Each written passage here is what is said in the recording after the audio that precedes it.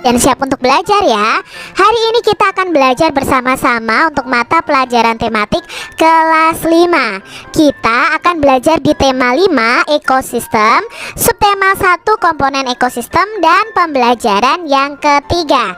Mari adik-adik yang hebat, kita belajar dengan penuh semangat. Adik-adik yang hebat, hari ini kita akan belajar mengenal letak dan luas Indonesia melalui peta.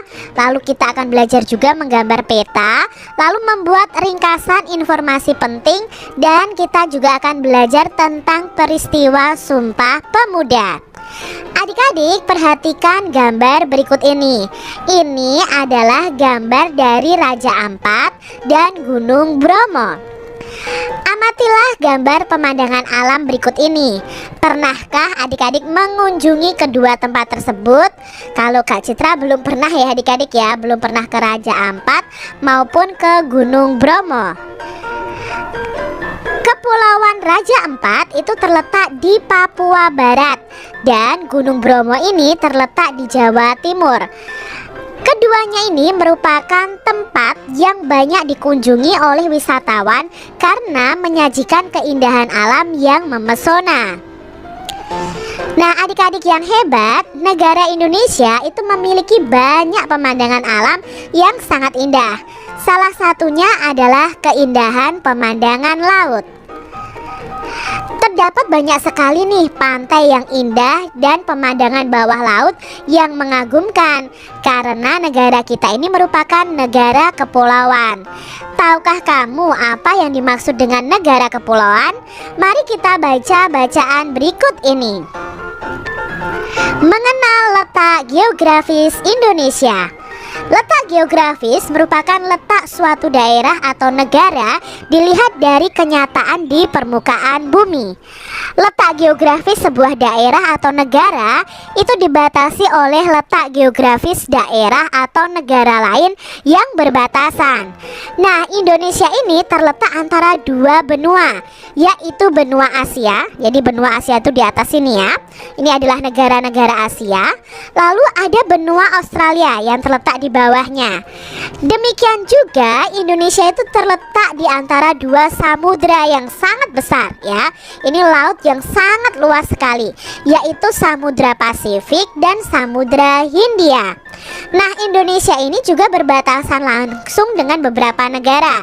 Misalnya Malaysia, Singapura ya. Lalu di sini ada Filipina ya. Kalian tahu di sini ada Filipina, lalu ada Vietnam, ada Papua Nugini ya, lalu ada Australia, ada Brunei Darussalam, ada Thailand juga. Nah, letak geografis Indonesia ini dianggap strategis karena menjadi tempat persilangan antara dua benua dan dua samudra. Negara Indonesia merupakan negara kepulauan. Terdapat lebih dari 17.000 pulau berukuran besar dan kecil berada di wilayah Indonesia. Dari sejumlah pulau tersebut, sekitar 6.000 pulau tidak berpenghuni. Nah, beberapa pulau besar di Indonesia antara lain Pulau Jawa, Pulau Kalimantan, Pulau Sumatera, Pulau Sulawesi, dan Pulau Papua. Sementara itu, beberapa pulau kecil yang berada di Indonesia adalah Pulau Nias, Siberut, Bangka, Belitung, Madura, ini Madura ya. Lalu ada Bali, ada Lombok, ada Flores, ada Ambon, lalu ada Halmahera. Nah, adik-adik, ini adalah peta Indonesia ya, yang memiliki 34 provinsi. Wilayah negara Indonesia itu membentang dari Sabang, ini ya, Sabang tuh di daerah Aceh, sampai Merauke di daerah Papua ya. Ini berada di sebelah timur kalau Merauke, sedangkan Sabang di sebelah barat. Nah, ini terdiri atas daratan dan perairan. Nah, luas daratan Indonesia itu sekitar 1.922.570 km persegi. Sedangkan luas perairan Indonesia itu lebih luas lagi daripada daratannya, itu sekitar 3 juta km persegi. Nah, adik-adik yang hebat, sahabat, berdasarkan bacaan tersebut, mari kita tentukan pokok pikiran dan informasi penting dari bacaan itu. Misalnya di sini ya, paragraf pertama. Pikiran utamanya adalah letak geografis merupakan letak suatu daerah atau negara dilihat dari kenyataan di permukaan buminya. Nah, informasi pentingnya apa? Letak geografis sebuah daerah atau negara itu akan dibatasi oleh letak geografis daerah atau negara lain yang berbatasan. Sekarang di paragraf yang kedua, pikiran utamanya adalah Indonesia itu terletak di antara dua benua, yaitu benua Asia dan benua Australia. Nah, informasi pentingnya apa di sini? Informasi pentingnya adalah Indonesia itu terletak di antara dua samudra juga, yaitu Samudra Pasifik dan Hindia, dan berbatasan langsung dengan beberapa negara. Ada Malaysia, Singapura, Filipina, Vietnam, Papua Nugini, dan Australia. Di paragraf yang ketiga, pikiran utamanya adalah negara Indonesia itu merupakan negara kepulauan. Nah, informasi pentingnya itu terdapat 17.000 pulau berukuran besar dan kecil yang berada di Indonesia, dan dari jumlah pulau yang ada sekitar 6.000 pulau itu tidak berpenghuni. Lalu di paragraf yang keempat, pikiran utamanya adalah wilayah negara Indonesia itu membentang dari Sabang sampai Merauke. Lalu informasi pentingnya adalah luas daratan Indonesia itu sekitar 1.900 km persegi, dan luas perairan Indonesia itu sekitar 3.200 sekian kilometer persegi. Nah, ini tadi pikiran utama dan informasi penting dari bacaan letak geografis Indonesia. Perhatikan kembali nih gambar peta di atas. Tuliskan nama negara-negara yang berbatasan wilayah daratannya dengan Indonesia. Nah, yang berbatasan wilayah dengan Indonesia itu ada Malaysia, lalu ada Timor Leste yang di sini ya, lalu ada Papua Nugini. Nah, ini berbatasan dengan Pulau Papua. Berikutnya, tuliskan nama perairan yang mengelilingi wilayah negara Indonesia. Nah, di sini ada dua perairan yang sangat luas, yaitu Samudra Pasifik dan Samudra Hindia. Berilah tanda silang pada pulau-pulau besar di wilayah negara Indonesia yang disebutkan dalam bacaan tadi. Nah, di sini ada pulau apa saja? Ya, ada pulau Sumatera ya, lalu di sini ada Kalimantan ya, lalu di sini ada Pulau Jawa, lalu di sini ada Pulau Sulawesi, dan yang terbesar berikutnya adalah Papua. Nah, ini ya, ini adalah pulau-pulau terbesar di Indonesia. Nah, lingkarilah pulau-pulau kecil yang ada di wilayah negara Indonesia seperti yang disebutkan di dalam bacaan. Nah, tadi ya ada Pulau Nias ya, ada Siberut ya, lalu ada Bangka, ada Belitung ya, lalu ada Pulau Madura, Pulau Bali ya, lalu tadi ada Flores ya, Nusa Tenggara ya, Nusa Tenggara Barat, Nusa Tenggara Timur, lalu ada Ambon ya, lalu ada Halmahera. Nah, di sini adalah pulau-pulau kecil yang ada di Indonesia. Apakah yang dapat kamu simpulkan dari letak geografis Indonesia? Nah, yang bisa kita simpulkan dari letak geografis Indonesia, letak geografis Indonesia ini sangat strategis karena menjadi tempat persilangan antara dua benua dan dua samudra. Nah, adik-adik yang hebat, perhatikan kembali nih letak geografis Indonesia pada peta. Amatilah komponen apa saja yang ada pada peta tersebut. Nah, kita akan belajar tentang komponen yang ada dalam peta. Peta itu memiliki beberapa komponen. Yang pertama pasti ada judulnya. Ya, judul peta ini adalah Peta Indonesia 34 Provinsi. Nah, judul pada peta itu biasanya ditulis pada bagian atas peta yang biasanya menunjukkan isi peta tersebut. Lalu biasanya ada skala peta. Nah, itu skala peta itu adalah perbandingan ya. perbandingan jarak pada peta dengan jarak sesungguhnya. Jadi ketika membuat peta ini tidak asal-asalan adik-adik, jadi harus ada skalanya. Misalnya dalam 1 cm gambar pada peta itu harus mewakili berapa dalam jarak sebenarnya. Nah, dengan skala peta, penggunaan peta ini akan dapat menentukan jarak antar tempat yang ada pada peta. Nah, itu ya, ada judul, ada skala. Lalu berikutnya ada simbol-simbol. Nah, simbol ini merupakan gambar atau warna tertentu pada peta untuk mewakili objek dalam peta. Misalnya ya, kalau ada simbol segitiga hitam itu berarti ada gunung tetapi sudah tidak aktif. Lalu kalau segitiganya berwarna merah itu biasanya gunung yang masih aktif. Nah, di sini juga ada garis astronomis. Ini adalah garis khayal pada muka bumi ya. Ini hanya garis khayal saja untuk membantu membuat peta. Nah, garis-garis mendatar atau horizontal yang terdapat pada peta itu disebut dengan garis lintang. Makanya ini ada LU. Itu maksudnya adalah lintang utara. Nah, sedangkan garis yang tegak itu disebut dengan garis bujur. Nah, di sini ada tulisan BT. BT itu adalah bujur timur. Lalu komponen peta berikutnya adalah legenda. Nah, legenda ini merupakan keterangan beberapa simbol yang digunakan pada peta untuk memudahkan pengguna peta memahami isi peta. Nah, di sini tidak ada legendanya ya, biasanya itu ada di pojok bawah ya. Lalu ada mata angin. Nah, ini ya, ini adalah mata angin. Merupakan pedoman utama arah mata angin.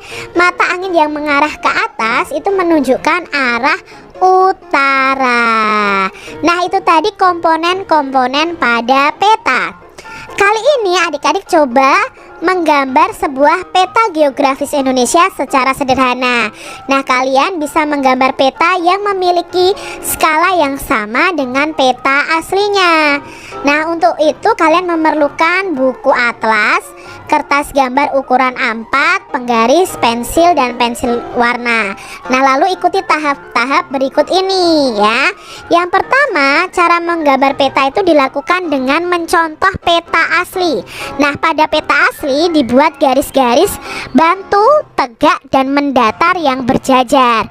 Nah, jarak antara garis adalah 2 cm sehingga berbentuk kotak-kotak persegi berukuran 2 cm dikali 2 cm. Lalu berilah kode angka nih pada garis-garis tadi, mulai dari sudut kiri atas ke arah kanan ini ya, lalu ke arah bawah. Nah, perhatikan contoh di samping ini.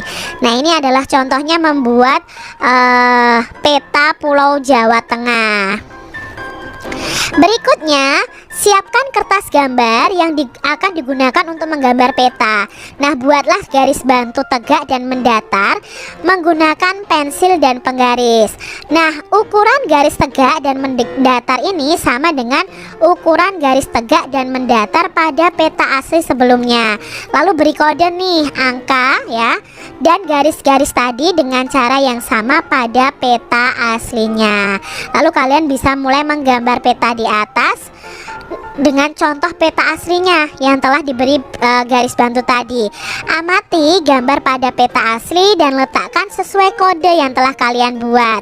Nah, setiap goresan pensil yang dibuat harus sesuai dengan alur garis pada peta asli yang dicontoh. Nah, ini ya, kalian buat seperti ini. Nah, adik-adik, Udin merasa senang sekali nih dengan kegiatan menggambar peta. Ia menyadari betapa luas dan uniknya negara Indonesia sebagai negara kepulauan terbesar di dunia. Tak heran terdapat berbagai jenis ekosistem yang ada di Indonesia, baik ekosistem darat maupun ekosistem air. Akan tetapi Udin merasa heran. Ia mengetahui bahwa Indonesia itu memiliki beragam suku, adat, dan bahasa. Bagaimana mungkin semua penduduknya dapat berkomunikasi dengan menggunakan satu bahasa, yaitu bahasa Indonesia? Udin pun mencari tahu nih sejarah tentang penggunaan bahasa Indonesia dari berbagai bahan bacaan. Nah, berikut adalah salah satu bacaan tentang topik tersebut. Nah, di sini sini kita akan belajar tentang peristiwa Sumpah Pemuda tahun 1928. Sumpah Pemuda ini merupakan salah satu peristiwa penting dalam sejarah nasional Indonesia, adik-adik. Peristiwa ini makin menyadarkan masyarakat Indonesia yang kala itu berada di bawah penjajahan Belanda terhadap pentingnya persatuan dan kesatuan untuk melawan penjajah. Nah, kesadaran akan pentingnya persatuan dan kesatuan bangsa ini mendorong para pemuda dari berbagai suku bangsa yang ada di Indonesia untuk mengambil tindakan patriotisme. Nah, situasi penjajahan Belanda yang diwarnai dengan larangan melakukan kegiatan organisasi lalu mendorong para pemuda itu berdatangan dari berbagai penjuru Indonesia untuk berkumpul di Jakarta. Nah, lalu diadakan Kongres Pemuda pada tanggal 27 dan 28 Oktober 1928 dan melahirkan yang namanya peristiwa Sumpah Pemuda. Nah, peristiwa ini menginspirasi seluruh lapisan masyarakat Indonesia terhadap pentingnya persatuan dan kesatuan. Pada saat itu para pemuda yang berbeda suku, adat, dan bahasa bertekad untuk bersatu dengan membacakan sebuah sumpah. Nah, sumpah ini merupakan janji pemuda mewakili masyarakat Indonesia untuk bersatu membentuk sebuah negara yang merdeka, yang bebas dari penjajahan. Nah, ini adalah isi sumpah tersebut. Isi sumpah tersebut dengan judul Sumpah Pemuda. Pertama, kami, putra dan putri Indonesia, mengaku bertumpah darah yang satu, tanah Indonesia. Kedua, kami, putra dan putri Indonesia, mengaku berbangsa yang satu, bangsa Indonesia. Ketiga, kami, putra dan putri Indonesia, menjunjung bahasa persatuan, bahasa Indonesia. Nah, ini adalah bunyi dari Sumpah Pemuda. Selain mengucapkan ikrar, pada saat itulah pertama kalinya lagu Indonesia itu diperdengarkan, adik-adik. Jadi lagu Indonesia Raya itu diperdengarkan pertama kali itu pada tanggal 28 Oktober 1928. Nah, lagu ini diciptakan oleh W.G. Rudolf Supratman atau W.R. Supratman. Lagu ini meningkatkan semangat persatuan dan kesatuan bangsa di kalangan pemuda untuk segera membentuk sebuah negara yang merdeka dan berdaulat. Nah, setelah merdeka, lagu Indonesia Raya ini menjadi lagu kebangsaan Indonesia. Jadi ketika Sumpah Pemuda inilah Pak W.R. Supratman ya memainkan lagu Indonesia Raya menggunakan biolanya, dan sampai sekarang lagu Indonesia Raya itu menjadi lagu kebangsaan. Nah, adik-adik, dari bacaan tadi, bagaimana sih pengaruh organisasi Budi Utomo terhadap peristiwa Sumpah Pemuda 1928? Nah, Budi Utomo itu adalah organisasi yang mampu menjadi wadah aspirasi para pemuda Indonesia saat itu. Nah, Kongres Pemuda yang diadakan pada tanggal 27 dan 28 Oktober itu akhirnya melahirkan Sumpah Pemuda. Nah, mengapa Belanda ini membatasi kegiatan berorganisasi masyarakat pada saat itu? Nah, Belanda khawatir kegiatan berorganisasi itu semakin menyadarkan masyarakat Indonesia yang kala itu berada di bawah penjajahan Belanda. Karena dengan berorganisasi, persatuan dan kesatuan untuk melawan penjajah akan terbangun. Jadi di sini Belanda itu ketakutan, adik-adik, sehingga membatasi kegiatan berorganisasi. Nah, bagaimana nih pengaruh peristiwa Sumpah Pemuda terhadap kehidupan masyarakat saat ini? Nah, peristiwa Sumpah Pemuda ini menginspirasi seluruh lapisan masyarakat Indonesia sampai sekarang ya terhadap pentingnya persatuan dan kesatuan bangsa. Lalu bagaimana nih persatuan dan kesatuan bangsa ini berperan dalam usaha untuk membebaskan diri dari penjajahan? Nah, kesadaran akan pentingnya persatuan dan kesatuan bangsa itu mendorong para pemuda dari berbagai suku bangsa yang ada di Indonesia ini untuk membebaskan diri dari penjajahan. Lalu adik-adik bersama dengan teman-teman kalian buatlah sebuah poster sederhana yang berisi ajakan untuk bersatu berdasarkan peristiwa Sumpah Pemuda. Nah, contohnya seperti ini ya. Ayo perkuat persatuan dan kesatuan bangsa. Nah, kalian bisa buat poster seperti ini. Adik-adik yang hebat, dari yang kita pelajari tadi, apakah yang dimaksud dengan letak geografis? Nah, letak geografis adalah letak suatu tempat berdasarkan posisi atau letak sebenarnya di permukaan bumi. Lalu komponen apa sajakah yang ada pada sebuah peta? Ya, tadi ada judul peta, lalu ada skala peta ya, ada simbol, ada garis astronomis ya, lalu ada legenda ya, lalu ada arah mata angin. Wilayah Indonesia itu berada pada posisi yang sangat strategis. Coba jelaskan makna dari kalimat tersebut. Nah, Indonesia ini dilalui oleh jalur pelayaran utama. Jalur utama ini adalah jalur pelayaran perdagangan paling penting dan melayani pasar utama dunia. Makanya wilayah Indonesia itu berada pada posisi yang sangat strategis.